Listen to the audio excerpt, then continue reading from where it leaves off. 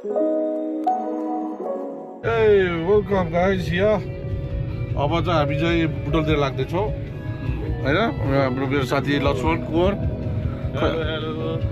यहाँ चाहिँ ड्राइभर भाइ छ बब्बाल रमणीय ठाउँ हेर्नु तपाईँहरूलाई अगाडि देखाउँछु म बाटो बन्द रहेछ यो ठाउँ चाहिँ यहाँबाट चाहिँ हामी धारकी निस्किन्छौँ है यो चाहिँ बिब्रुका भन्ने ठाउँ हो अब धारकी निस्किँदैछ बाटोहरू पनि मजाको छ कहिले यहाँनिर तल माथि छ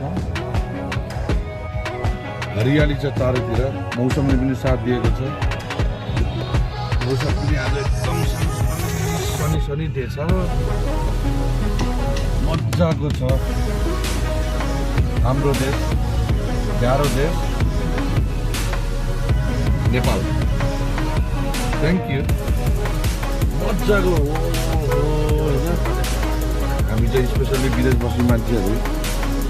हामी चाहिँ त्यो देख्दाखेरि चाहिँ मनै ढिक्क हुन्छ हेर्नु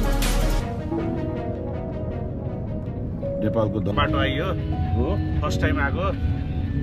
मजा आयो तर ठिक छ बाटो एकदम अब यही बाटो हिँड्नुपर्छ ड्राइभरलाई धन्यवादै भन्नु एकदम राम्रो चलाउनु पर्छ भाइले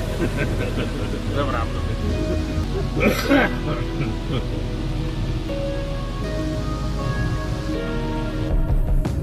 के भन्दैछ तपाईँ ठिक छ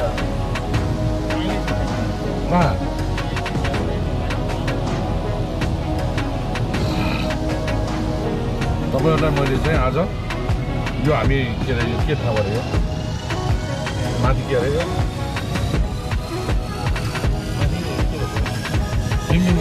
भीमडुङ्गाबाट चाहिँ धारकी निस्किँदाखेरिको बाटो जानु तपाईँहरूले पनि ट्राई गर्नु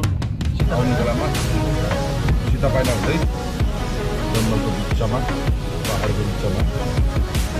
आँप सुरुको हो आँप पनि बोलाएको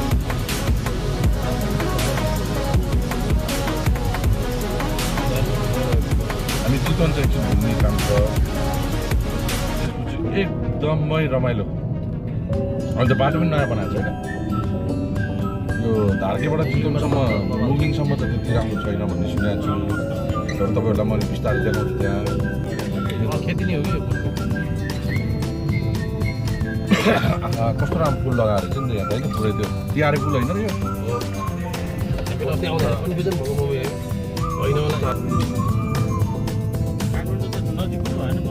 नजिक भयो नि अब कति हाफ एन आवर पनि बाटो पनि छैन क्या हो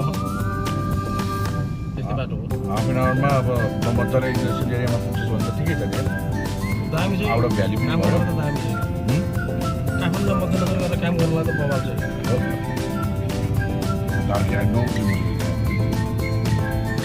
इट्टा फ्याक्ट्री त्यो इट्टा उसको चाहिँ यहाँ चाहिँ नहुनु पर्ने कि होइन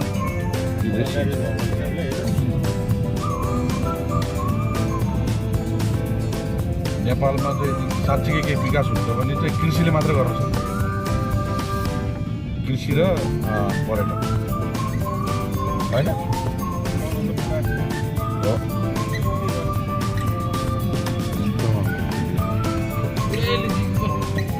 पुरै जग्गा रहेछ क्या